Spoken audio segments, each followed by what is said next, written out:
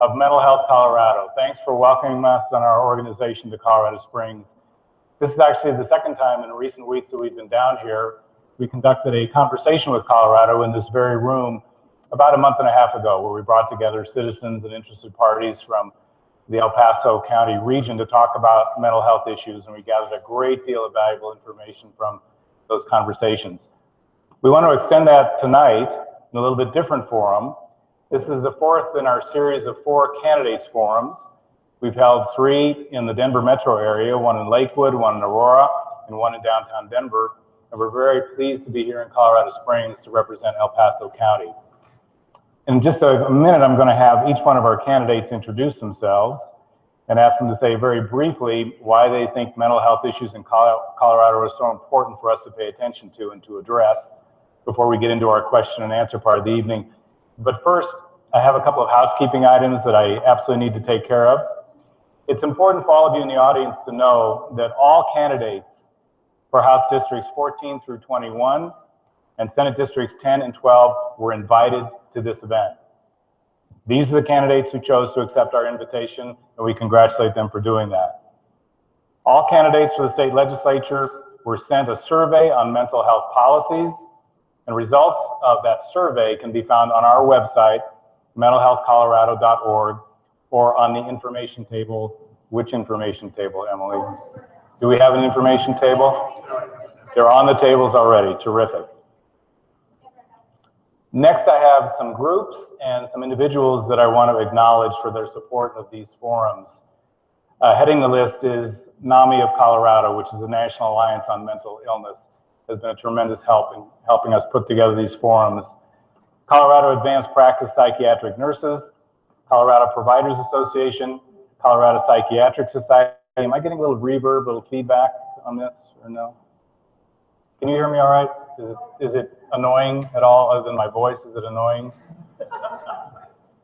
Colorado Psychiatric Society, Colorado Psychological Association, Rocky Mountain Crisis Partners. Those are the organizations that have come together in a common cause around putting these candidates forums together.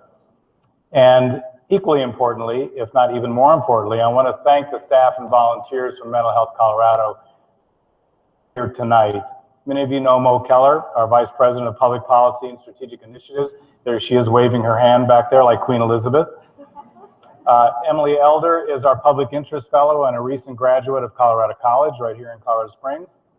Susan Roger is one of our volunteers, and Linda Reinhardt, right behind Susan, is a volunteer as well. Their work has been invaluable in putting together the logistics behind getting these candidates together, behind the sound system, behind getting the room reserved, the food that they provided. They've all done just yeoman work in helping to make these events happen. I should also tell you that the forum is open to the public, that's you, and to the media. And we have a media representative today, KKTV, I believe, is here. Channel 11 is here from Colorado Springs. I've already had the pleasure of talking on camera with, is it Dave? Dan. Thank you, Dan. We have pre-prepared questions for our candidates. They received the questions in advance of the forum, because at Mental Health Colorado, and on behalf of all of our sponsors, we're not in the gotcha business. We're not trying to trick these candidates. We want them to be as well versed as they can and prepared in answering the questions. However, I should say that before they get too comfy, we also have some online questions that they have not seen, and I'll be asking them as well. And more importantly, if you have a question, legibly, let me underscore legibly, on the index cards you have, and one of our volunteers will go down the aisle and pick them up and get them up to me. Now, a word about the questions that you submit. We're filtering through those questions to kind of edit them a little bit. We want the questions primarily to be of general interest.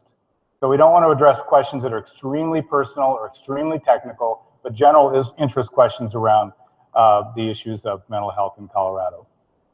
Sound like a game plan? All right. Without further ado, I'm going to ask each candidate, and we'll start with Thomas here. If you would introduce yourself, what district you're running for, as we pass the microphone down here, and just very, very briefly, why you're here and why you think mental health issues are important for Colorado to address.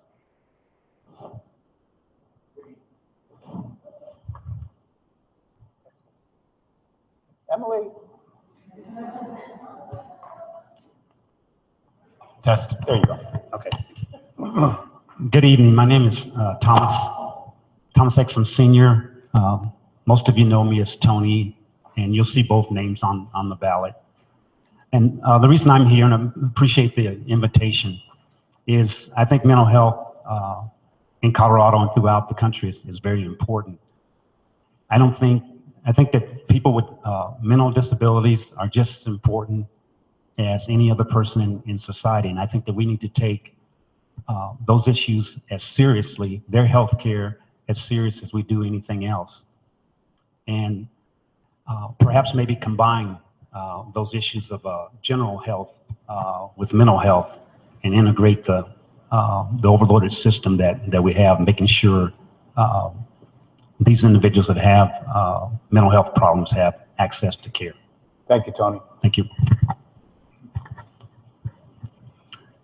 Good evening. Candidate Tom Reynolds, Colorado House District 19 State Representative. The mental health issue is of concern of mine. The constituents in my district are concerned on it because it all leads back to the Tabor Amendment, to which the citizens of my district voted for. And that was that all the money, all excess taxes gained by the county shall be refunded to the citizens. Well, I really don't need it. But anyway, because of the Tabor Amendment and the money that is supposed to be refunded to the taxpayers, the mental health aspect of it is that all these Penrose hospitals, Memorial hospitals, they want to take that excess money that should be refunded back to the citizens and use it for mental health treatment. And that's why I'm opposed to it. Thank you, Thomas. Good evening. My name is Pete Lee. I'm the State House District 18 representative. I've served 3 terms in the Colorado legislature, and I'm going back hopefully in November. I'm here tonight because I think it's critically important for the citizens of the community and elected officials and candidates to engage on issues that are important to them. I'm a little disappointed that we didn't have more of the candidates and more of the community come here because it's a critically important discussion. Mental health is reaching epidemic proportions. We've had, I believe, 13 suicides in the schools so far this year, and we need to address these issues as a community. Here. Thank you. Thank you so much for having us here. I'm Kit Roupe. I'm the current state representative for House District 17. And I also agree very much with what Representative Lee has said. It is of epidemic proportions. And I think some of the conversations, some of the solutions have to come from our conversations with the community and what is reasonable. But one of the things that seems to strike me most importantly is a stigma that's attached to going and getting mental health care. I think if we start working on some parity with our health care in itself, like our physical health care, and draw a similarity and have it coexisting in a similar facility, that we take away a little bit of that stigma and we can start addressing some of these concerns. I'd like to have that conversation and share those thoughts with you this evening. Thank you. Thank you, Kit. Good evening. I'm Sharon Huff, candidate for House District 15, and mental health is very important to me. I have a doctorate in counseling, psychology, education, and I've taught a number of courses dealing with mental health issues. And for me, it's an issue that affects everyone. And unfortunately, it seems like in medical care, primary, medical, the body is treated, but they kind of forget about the mind and the brain and the spirit of a human being. And I think that's something that needs to be addressed. And I like to see more services given to people who need the services, and also ways that will be funded fairly. It seems like mental health services are often not equitable with medical services, and I'd like to see that change. Good evening, I'm Michael Seebeck. I'm the House candidate for District 21, which is the Mountain Valley. It also includes the 115 corridor and Fort Carson. For me, I used to be a mental health patient when I was a child. I've been touched by it because of elder care issues with my parents and my in-laws, as well as my grandparents. I've seen how the issues directly affect people, and I'm here because I want to find some solutions for it.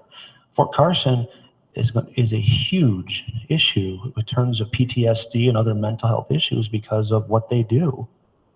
And that impacts everybody in my district, people who are living outside of the base, people who work on the base, people who are serving our country and living in the district. And we need to make sure that they are addressed in the same way to get the help they need for their problems as well. And it's really, as others have mentioned here tonight, a holistic issue. It's not just the mind separate from the body, it all ties together. And I think one of the solutions for dealing with this is to get that full approach going, to get everything all on the same page within ourselves, and get the support we need from our families, our friends, and our neighbors, and our medical community to get the job done. Thank you, Michael. I mentioned before that Mental Health Colorado has been conducting a series of conversations with citizens of Colorado around the state, including on the Western Slope.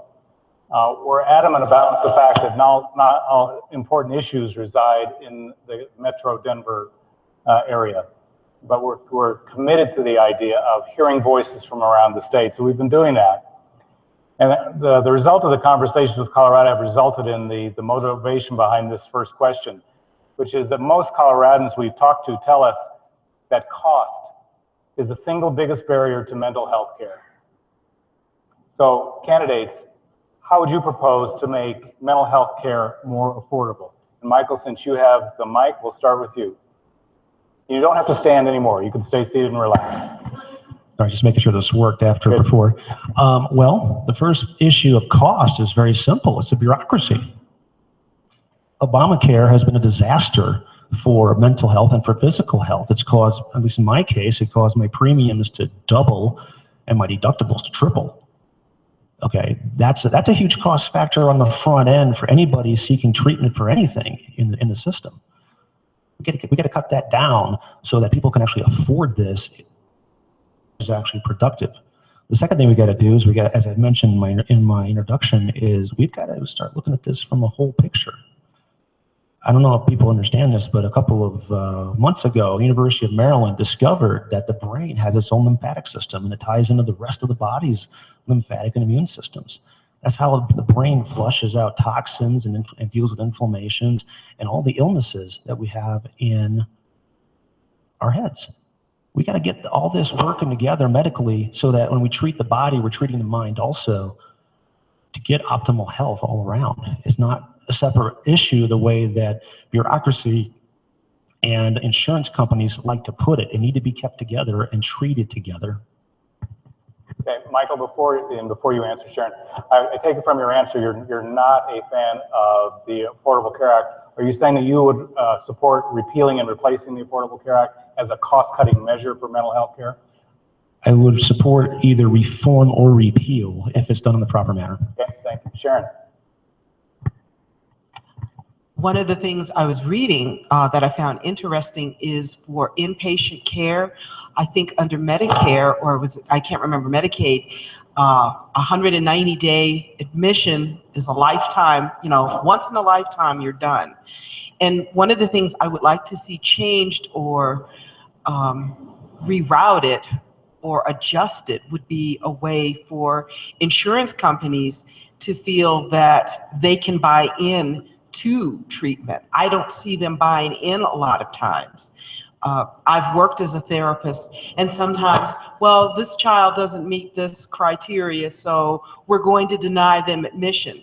And I have a kid on my hand, it's 10 o'clock at night, he's in a dormitory somewhere, and he's suicidal, but no, we're going to deny this even though he has insurance. So a lot of times, it's not even that fees come into play. I think it's the bureaucracy or the misguidance or misunderstanding of what needs to be done in the moment.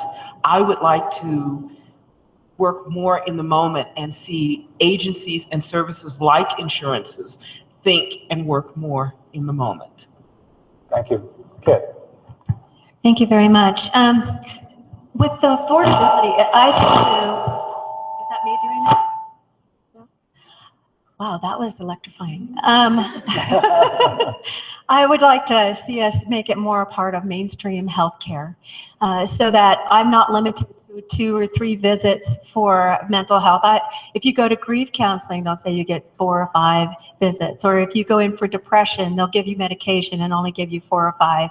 And then there's really no follow-up, and there's no kind of care that goes on, just like it would if you had a cancer or if you had some other chronic condition. And it doesn't mean that mental health is a chronic problem, but it does mean that we are not treating it. And so sometimes these evolve into chronic situations. The cost to healthcare is actually much more expensive if we don't make it part of our everyday healthcare processes. I'd also mention that Amendment 72 on the ballot is focused on doing some kind of funding for mental health, including for our military and for so many others. And regardless of how you feel about it, this is just some means or approach to how we might want to address the problem. Just very briefly, can you identify what Amendment 72 is? No. I think it's where there's a $315 million tax credit off the tobacco, if I'm not, oh, thank you. So, thank you very much. So I did know, I just didn't trust my thought processes there. But I will say that that's something to be considered, and maybe you might want to vote for. So, thank you. Thank you, Kit. Thank you. If I had the answer to the affordability of healthcare, I would be running for far higher office than House District 18. It's an extremely complex and convoluted issue, wrapped up to a certain extent with the ACA, what's referred to as Obamacare. But in fact, some 300,000 Coloradans now have insurance, which includes mental health insurance, as a result of the expansion of Medicare, which the Colorado legislature... Medicaid, I'm sorry, which the Colorado legislature voted for. So there's 1/3 people who were previously uninsured who now have coverage where they can get treatment and counseling under Medicaid. And there are a lot of people who have private insurance for whom healthcare is a lot less affordable because they have co-pays and they have deductibles, and that's in the private market. So there's no simple answer to this. We have to provide a way to increase the numbers of people who are covered under insurance plans in order to spread the risk so that more people can obtain benefits. And that's what makes it more affordable. Thank you. Tom. Well, this is my story. Recently, I was diagnosed with prostate cancer, and this goes back to you, Michael, with affordable care, which includes mental health.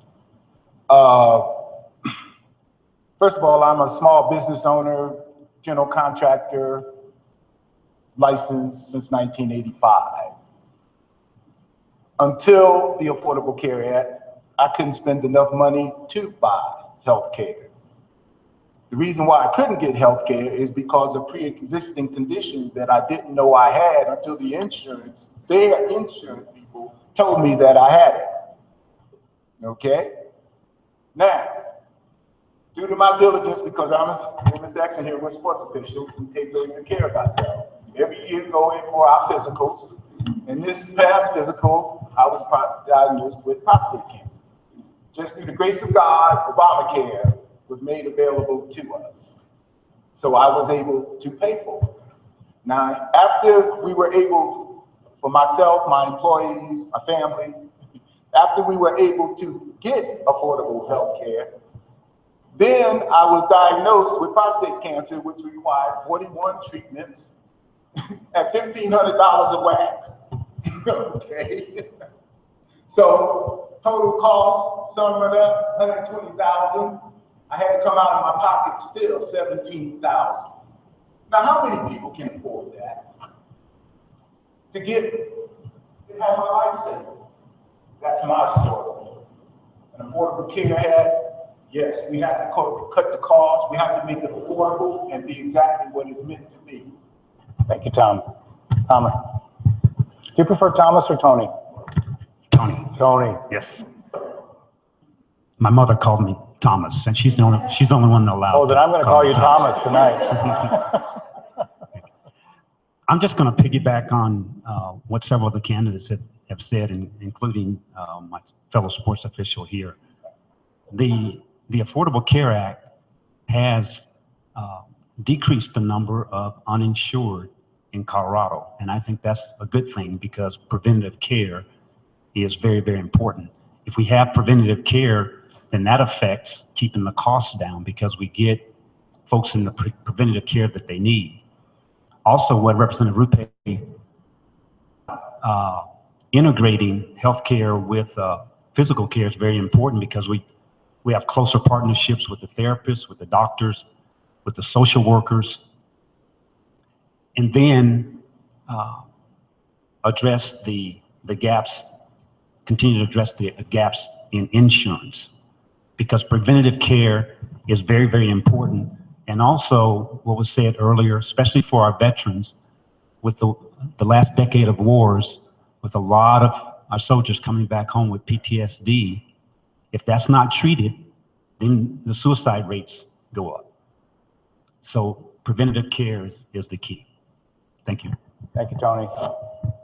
Let me ask you all another question. Tony, hang on to the microphone because I'm going to be coming to you first. What can Colorado do to promote the integration of physical and mental health care? Because currently, mental health is treated in one silo oftentimes, physical care treated in another silo, and they don't come together.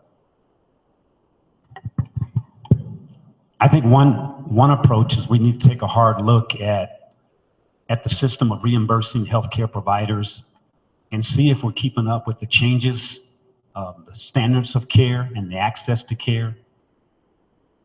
Maybe beyond that, some incentives for healthcare providers to offer integrated care.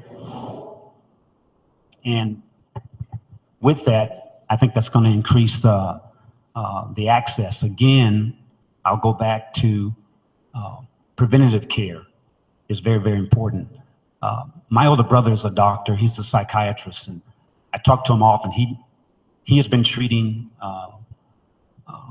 mental health care patients in the mental institutions in California and Nevada, and also the prison systems. And this is what he told me. He said, you have to treat them with compassion. You also have to have preventative care, and then you have to have consistent care. I think the problem sometimes with mental health care, and somebody mentioned it before, is that only so many treatments, and then they get off, and then when they come back, my brother says, then they have to kind of double the dose of medications that are given. So if we have preventative care and then consistent care, I think we can bring down the cost overall. Tom. Okay, let's see. How do I remember this? First thought. Financially. The question, the first part of the question? The question is, how do we bring the treatment of physical care and mental care, how do we integrate those two? How do we bring them together? Okay. Well, I'm gonna go back to mental health care with House District 19, the citizens. With the pot situation, because of House District 19, because of all the pot money that's being brought into Colorado, that all of these financial institutions, mental health patients, all of these people are fighting over that excess money. Again, I'm all for taking that money and using it to improve mental health care. Because again, the drugs and all of that, finally, Colorado has come to the conclusion that it's a disease. And there's hope. There's hope. So I have to say about that. Thank you, Tom. Pete. Thank you. Well, in fact, there is integration of physical and mental health going on in Colorado. We have to expand it, but I know locally, Aspen Point, the behavioral health provider in our community, has locations co-located with Peak Vista in physical health locations, and that's going on in Colorado Springs, and there's no reason why that shouldn't be going on in other parts of the state. I understand that there are challenges with billing, that some of the billing codes complexities are preventing full billing for mental health services in physical locations, and physical health locations, but that seems to be a pretty easy problem to address. So I would encourage the co-location of mental health and physical health facilities in the same institutions, so that the people can deal holistically with the patients. Thank you. I have to agree with Representative Lee. They do have some concurrency, but we need to incentivize some of that so that we can have it in more of the private organizations and even in our hospitals. Sometimes we'll have patients that go to an emergency room and they may release them. Maybe there should be a mental health person on staff or a department that can respond to those emergencies. And instead of having them in the emergency room and waiting for them to calm down, these folks come down and start doing the care that needs to be done. And then we start integrating them into a holistic approach. Sometimes it's a chemical imbalance and it's a physical thing that causes the illness, but sometimes it's something else. We do not know. We need a really good assessment. I would also say that this stigma issue is a very big thing. Even if you can go to it, you might say, well, I'm going to Aspen Point, and somebody may say, oh, they're going for mental health. We have to, as a society and a culture, accept the fact that people need to get mental health care just as readily as you have to get physical care. So I think this is a great place to start. We should grow upon that model across the state, and I'd really like to see us expand it, if you will. So thank you. I've always thought that the biosocial, psychosocial piece for treating people is important. You can't treat one thing without the other. And one of the models that I really admire is the Cherokee model that is out of Tennessee. And they have effectively integrated primary care and mental health care. They have people on site. For example, someone will go in that's diabetic. Maybe they're suffering from some form of depression, so they have somebody there to do a quick survey or assessment and connect them immediately with somebody in that building. One of the things they found, and this is evidence-based, which is important in any form of treatment or study, they found that 22% more people complete the treatment because it's there immediately for them. They can work in coherent, in a team. It's not just the primary physician, it's the primary physician, it's the therapist, it's the nurse practitioner. Maybe a nutritionist is brought in as well to also work together. And I've noticed in working in the past with people that might have an issue such as a dieting issue or eating disorder, working with a nutritionist there on the site with me as the therapist has made a difference. So I am all for integrating that, and I encourage people to look up, I think it's the Milbank Foundation, and they did an economic impact study of integrative treatment and mental health services, primary care and mental health, and it was really fascinating because it was also evidence-based. And anything that when you want money, you have to have statistics. Ugh. And I'll tell you, and I'm a mathematician. No, I think that what the other candidates up here have said has got a lot of merit to it. And a lot of what I was going to say also is the integration has to be a treatment of mind, body, and spirit all as one piece. The allopathic model is not designed to do that. It's designed to treat pieces, not the whole. It's great for traumas. It's lousy for diseases. And that's, I think, a fundamental change that has to be embraced and looked at when you're dealing with mental illnesses and mental health issues in order to get effective treatment. It's not just what's going on up in the head, it's also how the rest of the body and everything around you is influencing that, and it comes into play. And I can't, like I said, I can't do much more than what the rest of them have said here, because I agree with them 100%. Good. Thank you, Michael. Hang on to the microphone. So you ready for a question from our online participants? This is off the script. I have concerns about the incredibly high suicide rates in El Paso County. Do you have ideas about how to address this? Michael. Again, I think it goes back to a lot of education within friends and family and neighbors and your ministers and your churches to be able to see the signs when there's a problem. When I was a child, I had a lot of mental health issues because of my parents' divorce, and I was lucky that I had a lot of support within my own community to help deal with that in ways that even I look back now 40 years later and I recognize where those things were that I hadn't considered before. So education at that level is important, but beyond that, when the symptoms show up and these people need this help, we got to get it to them. And that means getting the resources to them, having the resources available in a way to make it happen so that they can get well, so that they can live instead of killing themselves. My best friend committed suicide by shooting himself in the head a couple years ago. Decline, and I missed some signs, and it bugs me to this day, and I wish I hadn't. So it's kind of personal, but if we all know what those signs are and we see them and we can do something about it as a community, then we can accomplish a lot of things. Thank you, Michael. Sharon. I kind of want to piggyback on that because it made me think of a lot of something of, you know, we are a brother's keeper. And a lot of times I don't see communities coming together enough. And if I'm not mistaken, I seem to have read something a few years ago that in El Paso County, there is a high rate of suicide or attempted. And a lot of the young people— And Sharon, let me interrupt for a second. In particular, a high rate of teen suicide. That's what I meant to make clear. Mm-hmm. Thank you. Teen suicide or attempts. And a lot of the youth that I have worked with, yeah, I really saw that. And I think prevention and awareness and taking responsibility to work with each other and really help each other out is important. And not looking at that stigma of, oh, it's not my business, it's not my problem.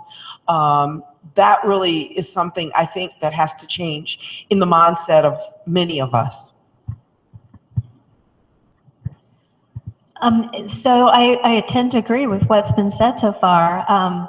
If we had it integrated as just like you go in for a cold or you have the flu, or now I have, we're feeling a little differently, maybe we have a conversation and we do this thing with the diabetic and how that affects your health. I must be electrifying tonight. It keeps coming on and off. But I think if we had it integrated, it'd be easier to find. But I also think maybe it's a case of not just educating, but maybe we have a better outreach with mental health providers, and we work with our insurance carriers as well. It's not well integrated right now, and so having them integrate with our health systems and having more psychiatrists and therapists working side by side. Right now, I think there is a shortage, if I'm not mistaken, in Colorado. And what do we do to encourage people to go into those kinds of professions so that they're available and accessible? And finally, I would simply say maybe we do Big Brothers and Big Sisters, and we do those kinds of organizations. Maybe a comparable for mental health would be a warmer way of doing this. This is something that's stigmatized. People get a little spooked, and they don't know how to move forward because they don't know how people will receive it when they need help. And I think our children need to know that they can have trust and confidence and will feel a sense of betrayal if they come forward looking for help. So I would say those are some of the ways I might approach integrating it. I think in all cases of teen suicide, there are warning signs that people look back on and say, if I had only known and only picked up on that.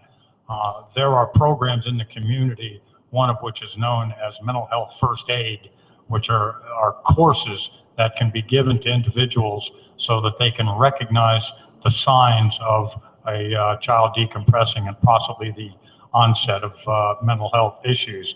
And I would suggest that we ought to be training counselors in schools, social workers in schools, counselors in community colleges. Psychotic conditions amongst young men begin to occur between 18 and 22. And that's the community college age, that's the college age kids. The stories about the young man who did the shooting of Gabby Giffords in Arizona was that there were numerous warning signs among counselors and amongst the police on campus and amongst the people that were in close contact with him, but he was not referred for mental health counseling. If people have training in identifying the signs and symptoms through mental health first aid programs, that's one way to do it. And if I could make a unsolicited promotional announcement, the Pikes Peak Behavioral Health Group is putting on a mental health heroes luncheon on October 13 to shine a local spotlight on suicide and ways to address it, recognizing a teacher who in fact addressed it in a school. So October 13th, a luncheon at 11:30 at the Broadmoor Hotel. Find out more. Thank you, Pete. Tom. Well, my experience with the mental health is with Colorado Springs, deaf and blind, which Tony and we work with those kids year in, year out, football program there. For 16 years, I've been officiating, and every year, since I've been officiating, I volunteer every year to work with the Special Olympics, not only in Denver and Colorado. And just by coincidence, I happen to wear the t-shirt. But anyway, that's my thing with the mental health, and I found the only solution to it is I just talk to them and listen to them. Thank you. I think that's apropos is talking and listening to destigmatize mental health problems, have open and honest conversations about them. It's so that depression that maybe your son or daughter has been depressed for a week, and then all of a sudden, 2 months down the road, they're diagnosed with as bipolar because they were too embarrassed. Parents were too embarrassed, and brothers and sisters were too embarrassed to talk about it. These are common problems among our society today, so we shouldn't be fearful to talk about them. And the last thing I think would be helpful in encouraging open conversations with our mental health professionals, and maybe, and I know it's a cost thing, but maybe having children and teenagers usually do not control their access to health care. So if we had those professionals in the schools, and not as a reactionary thing when a suicide happens in the school, and then mental health professionals, they come out of the woodwork. How about being there, to being available for kids to come in and have those private conversations that they're having before it becomes a big issue. Hang on to the microphone, Tony. Yes, sir. We're going to get into funding issues in just a second because you've heard that kind of start to percolate up through the answers thus far. But I want to stay on this theme of teen suicide for a second. And I have to read this card because every once in a while, as our staff knows, I get a card with such impeccable handwriting that I just have to read it. This person obviously was trained in a Catholic school. I recognize this handwriting. You wouldn't? You know what I'm talking about? Oh. You're the exception, Sharon. Fair enough. Since many mental health illnesses start showing up in the teen years, what we've been talking about, and since Colorado has such a high teen suicide rate, would you be willing to write, sponsor, or support a bill to require mental illness screening in schools every year starting in the middle school level? And Tony, this goes to you. Well, that's a good question. I'd be willing to take a look at a bill that would fund that. It's it all comes down to funding, I heard this a lot when I was in the state legislature in 2013 and 14. People don't like unfunded mandates, so we would have to figure out a way how to fund that. Maybe one of the ways is not necessarily bringing mental health professionals in, but training counselors, folks that are already in the school system, training them with where they're able to recognize mental health problems, able to be there to have those conversations. But I'd be willing to look at any legislation that's gonna support. But at this point in time, you would prefer increased training for school-based professionals in lieu of mandatory mental health screening for students. I think that'd be a better way to go at this time. Yeah.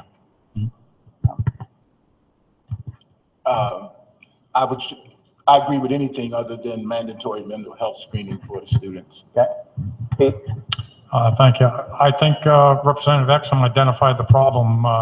We in the legislature can dictate to schools what to do, but unless we provide funding to it, we're not really in a position to ensure that they follow through on it. But I think, again, we can support, recommend, and encourage that they engage these processes of, again, mental health first aid. So maybe not every kid needs a screening, but the professionals in the school have the skills, talents, abilities, and competence to recognize the signs. So I think I'd be reluctant to take on a bill at this point to do that, but I think there are ways to address the problem, which would be other than imposing an unfunded mandate on the schools. Thank you. I agree. We already are behind on our funding for education, but what I would like to take a spin off on is that we have our vision physicians, our optometrists come in and do eye tests for our kids, and we have dental from the dentist. They come in and will check for some dental conditions for some of our children and even provide some free clinics. Maybe we can encourage insurances or other agencies to possibly do something along those lines. And if it proves to be successful, then that's a good aim. But if it's not, then we have some time to maybe talk about some of the issues. I'm willing to sit down with a consortium of folks from different perspectives and talk this through and see where it goes. But I think we want some of this on a voluntary level. We want people to embrace the idea that we do have an issue and that they have to be part of the solution and not mandated down from the legislature. When I hear the word required, it's a little uncomfortable. And one of the things that popped into my head was the bill that Governor Hickenlooper vetoed, and I think it led to something like the fact of holding an individual for a certain amount of time, and it was prudence or something of that nature. And so that came into my mind, and required. I don't always believe in required. I think immediately of parents who have said, oh, there's nothing wrong with my child, everything's fine, you know, freaking out the minute you mention, oh, I'm a therapist, oh, you know, get away kind of thing.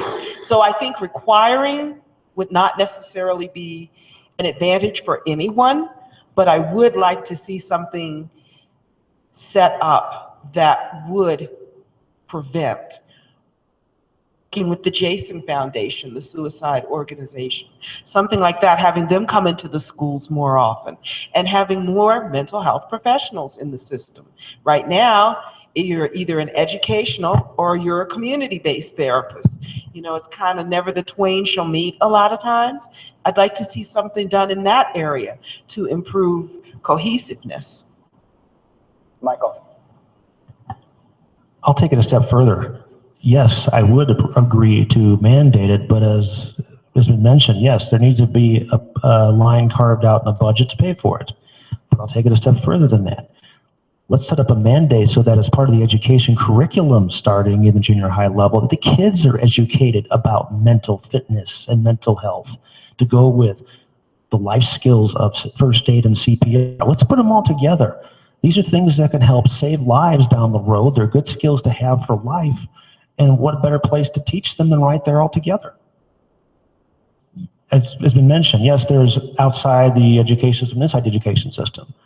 But if we get our kids educated on this earlier. And I'm a parent of a 13-year-old junior high kid, folks.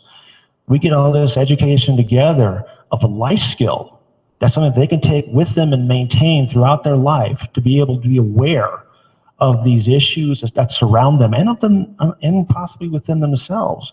We go a long way towards addressing these issues of teen suicides and depressions, reduce some of the adolescent peer pressure and outright viciousness that occurs at junior high level, and help form better adults in the long haul. It's a good place to start.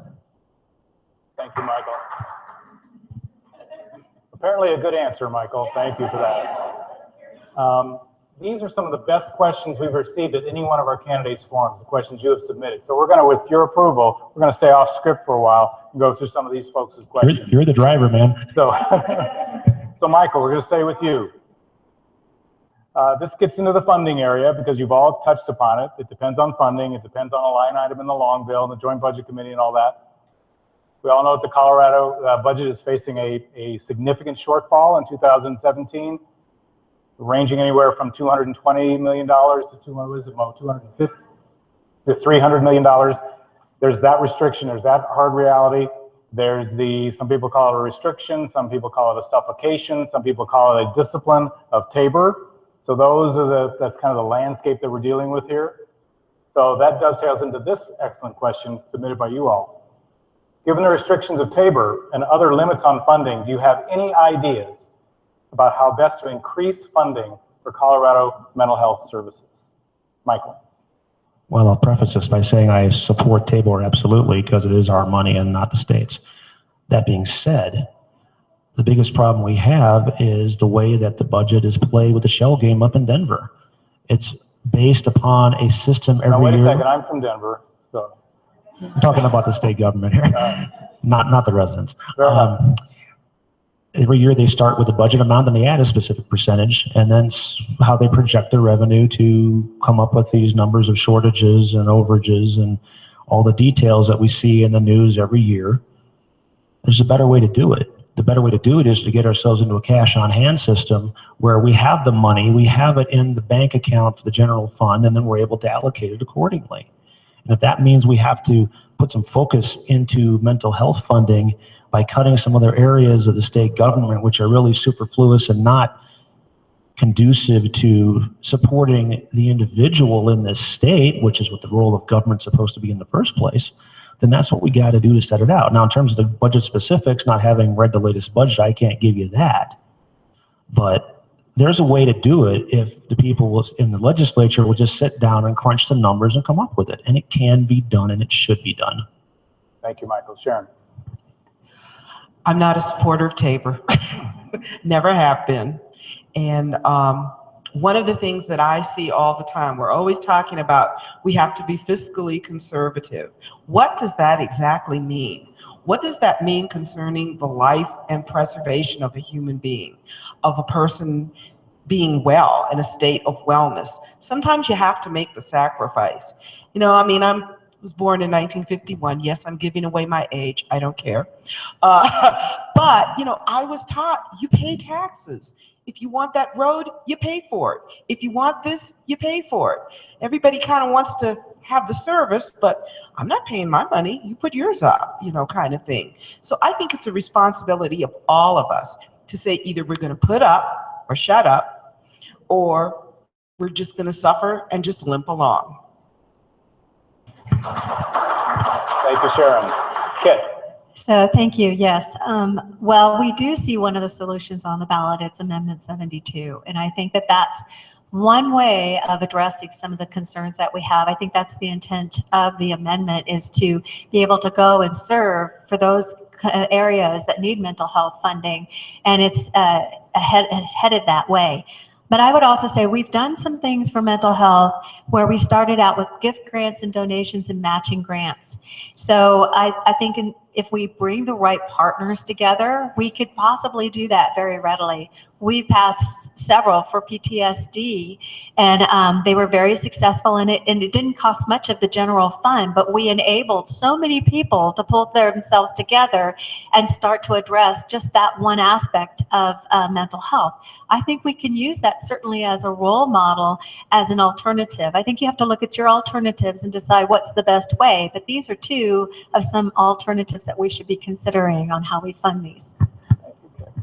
Well, one option that was considered by the legislature was the use of funds from the hospital provider fee a few years ago, and that has been the significant provider of funding for the Medicaid expansion that I described in response to the first question. Last year, the legislature had another opportunity to increase the amount of money from the hospital provider fee by recharacterizing that fee as a fee, which is what it is, as opposed to a tax. If it's considered a tax, then it impacts the TABOR revenue spending cap. The majority of the legislature was in favor of doing that, but we couldn't get it out of the committee. And it would have provided a $500 million, as I recall, of funding, $500 million of funding, which could have gone to an extent for healthcare services, education, roads, et cetera. Thank you, Pete. Tom? Well, the Colorado state budget, the last one that was approved on was $30 billion. Out of the $30 billion is roughly $10 billion on hand in funds. So roughly we're looking at about $17 billion that's already spent that's unaccountable for. And I suggest that instead of tying up all the legislation and all of this money going against setting up all these barriers for the pot industry, just take that money and use it towards mental health, drug addiction, whatever, but at least release the money. Don't continue to hold it. And speaking of that, the problem of it is because of the excess fees that are put on all of these taxes, and each city and county gets to put their individual say-so in it, that surplus is, they had planned for it. They put the cart in front of the horse, and now they're chasing to catch up, and now they just don't know what to do with all the money, except they will not give it back to the people as a TABOR amendment that the citizens of House District 19 voted for. Sir, Tony. I think that there's some other innovative ways to look at funding, but it's really up to the voters. I think the legislators have we're required by the Colorado Constitution to balance the budget. So there's a lot of priorities that are different ways. But if we're going to look at this funding issue, we really have to look at TABOR, and we have to look at it in a serious manner. And we don't have to do away with TABOR, because one of the things I like about TABOR is that legislators are not allowed to raise your taxes. It's up to the voters, and that's where it should be. One of the ballots initiatives that's going to be on your November ballot to go toward mental health, it's not up to the legislators, it's up to the voters for that, and I think that's where it should land. Okay. Question about workforce development in the mental health arena. Everybody, I think, on the panel has cited the fact that there is a chronic shortage of mental health professionals in Colorado, not only in Colorado, but across the country. And there's also a chronic shortage of primary care physicians and supporting nursing staff.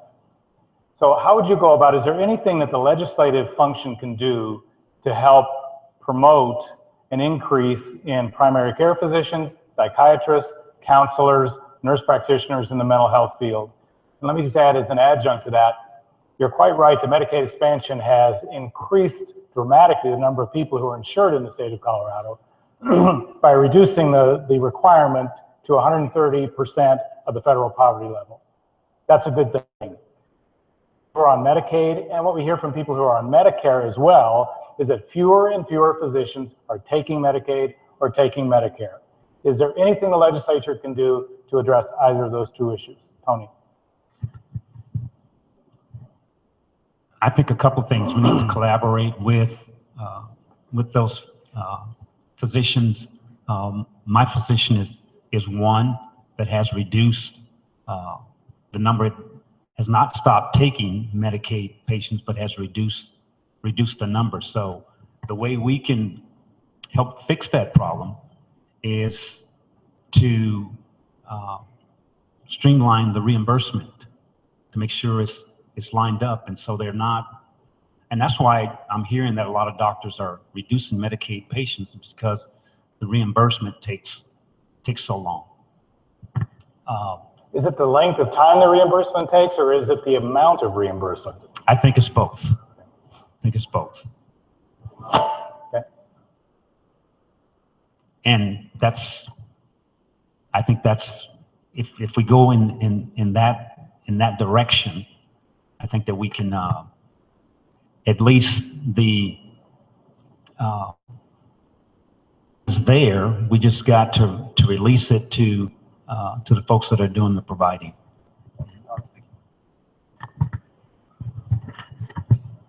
Well, I think if we would just make college more affordable, and let's just put more doctors and lawyers and teachers and cabinet makers out there.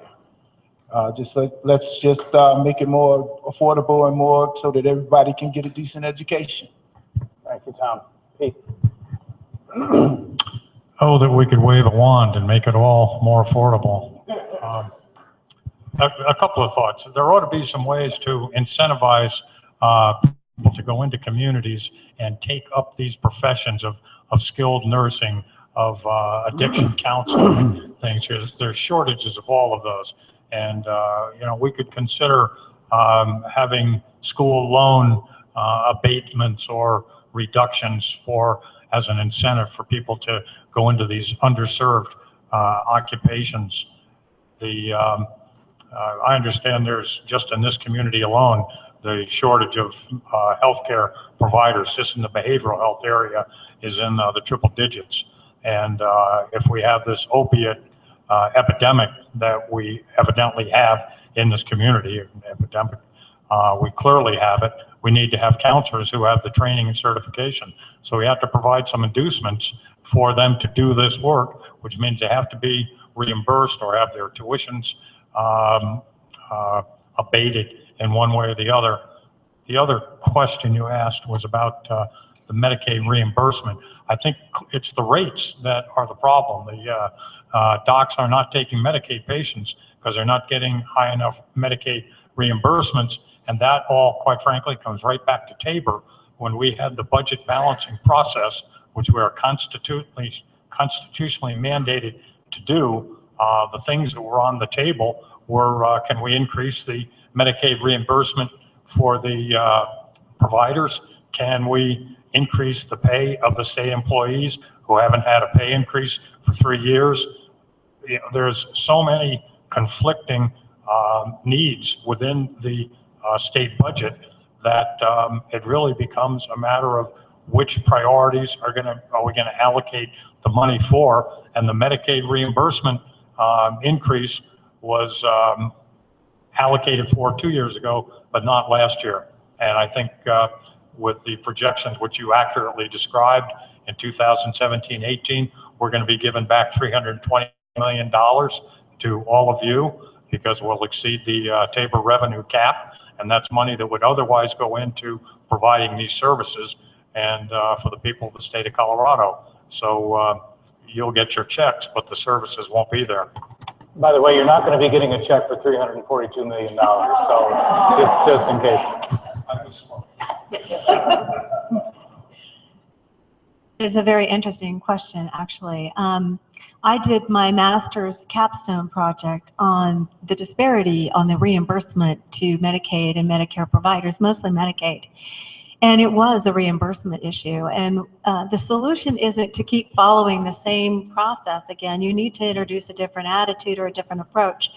So I introduced House Bill 161212, which was a 50% tax credit on the unreimbursed portion of Medicaid, so that it would stay with the individual providers. They didn't have to wait for that delay to get that reimbursement and use it directly into their business or into their practice, if you will. That is one way of looking at it, and I've been endorsed by several different medical organizations because they too are trying to struggle with how do we provide this care and what is a different way to go about it. This is just one tool in the toolbox, if you will, not to try to use too many idioms here, but we need to start looking at a different tactic on how we go about doing the reimbursement. With Medicaid expansion, and I don't begrudge it, but it's now starting to affect our infrastructure aspects of the budget as well as education. And these are two critical areas. So looking at it from a different perspective, I don't say that it's the best way or the only way, but I think we need to start thinking of it a little bit differently on how we do the reimbursement.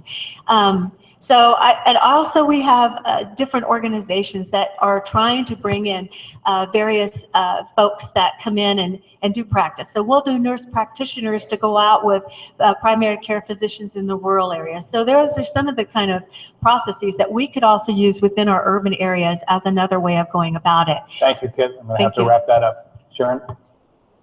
I was thinking about the Cherokee Integrative Medical behavioral health and medical model that I mentioned, and we're talking about an area in Tennessee.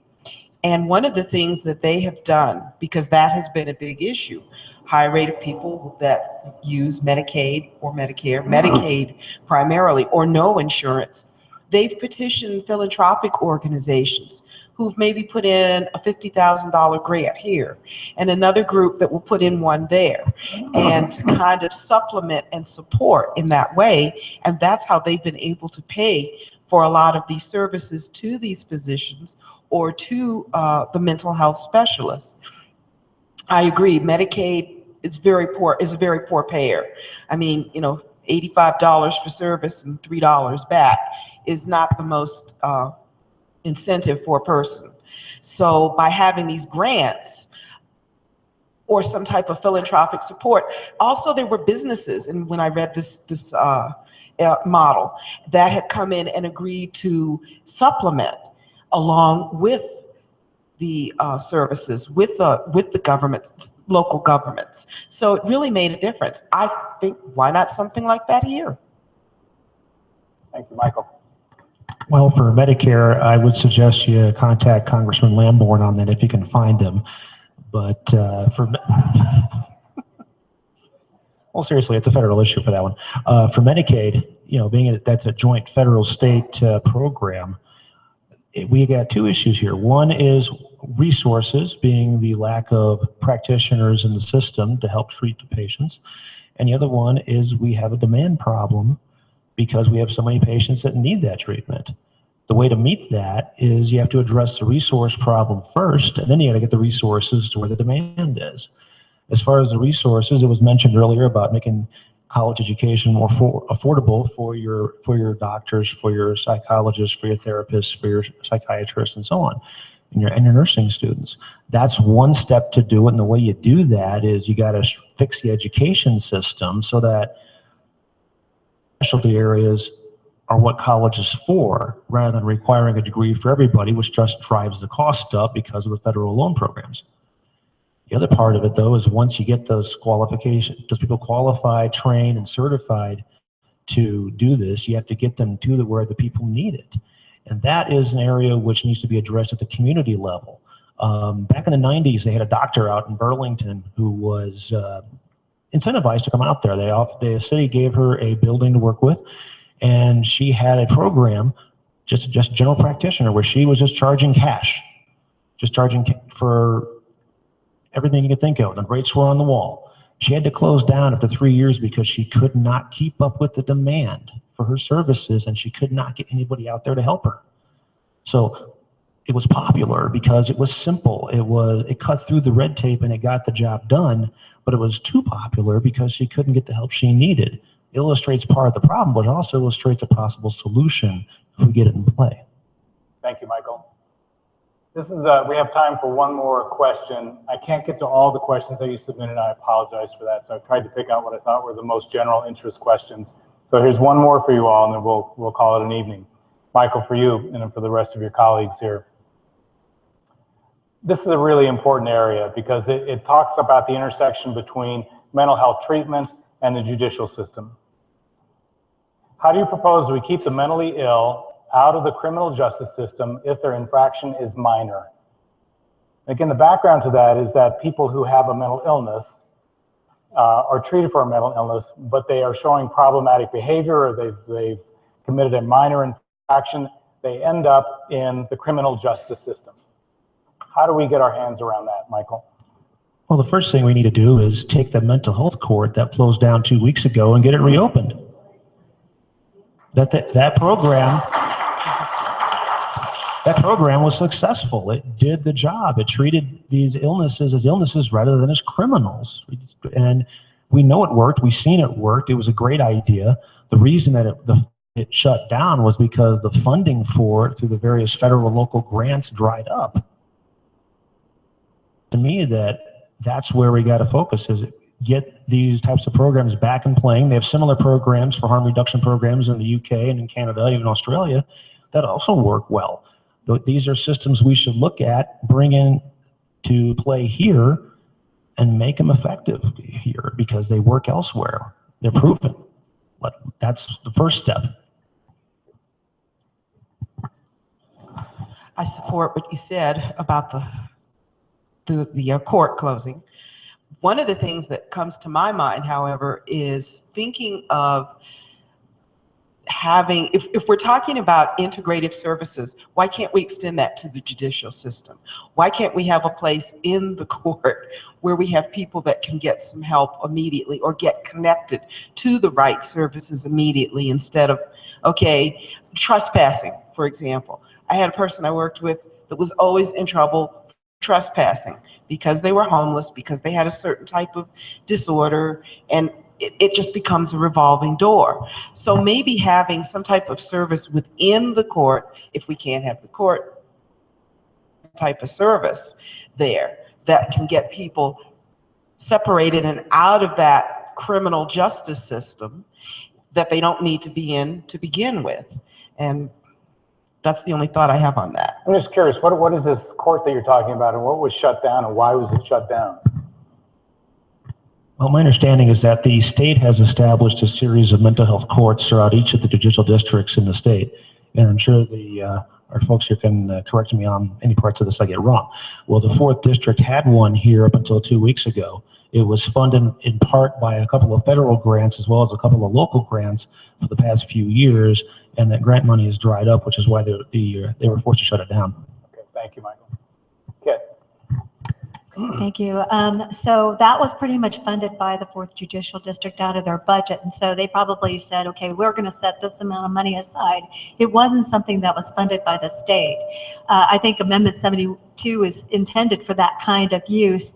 But I would also say this is, if we can expand the practice and have a mental health care person there at the court, and just like you have repeat driving offenses and you have to go for remedial driving, let's maybe see that if we see a challenge, maybe we start introducing them to some mental health support there at the court. But like I said, I think that we probably had a very good program here, and if we can figure out a means or a method to help the judicial branch be able to fund that line item, that would be helpful. Thank you, Pete. I was actually at the mental health court graduation, which was the last day of the mental health court. And in fact, what happened is they lost, or they did not obtain again a $350,000 federal grant. So it was partially funded by state judicial, which is state funds, but it was also funded by a grant which ran out.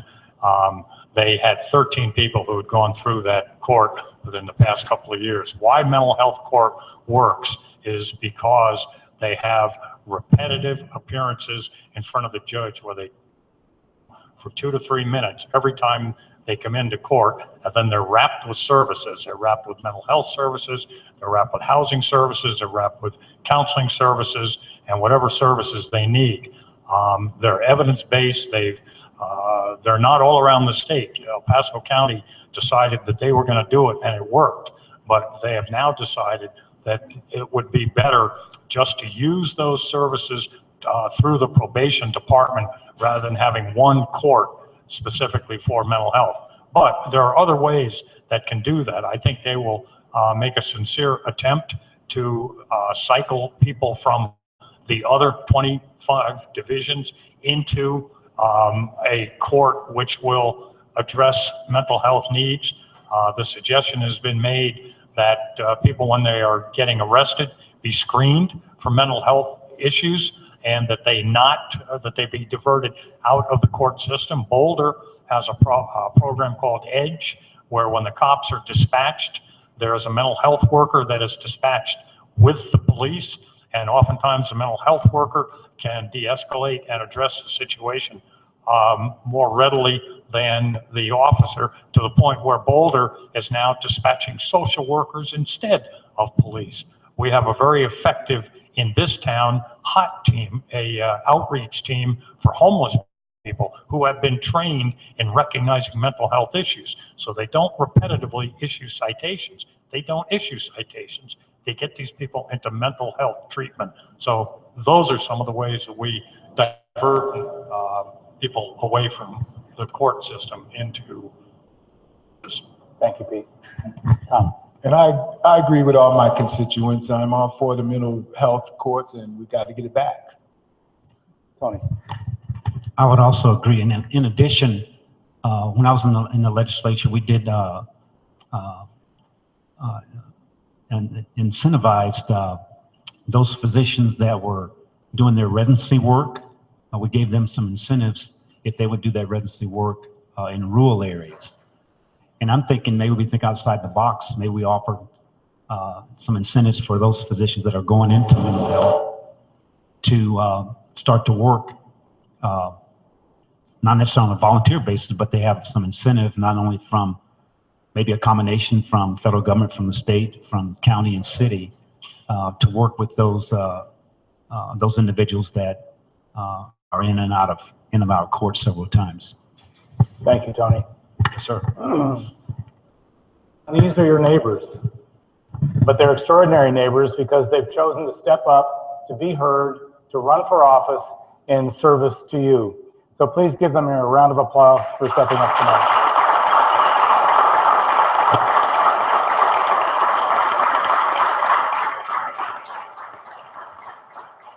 This by no means is meant to be a comprehensive study of mental health issues in Colorado, but we wanted to at least give you a flavor for how your prospective elected representatives approach philosophically the issues of mental health issues in Colorado. Thank you all for attending tonight and have a wonderful evening.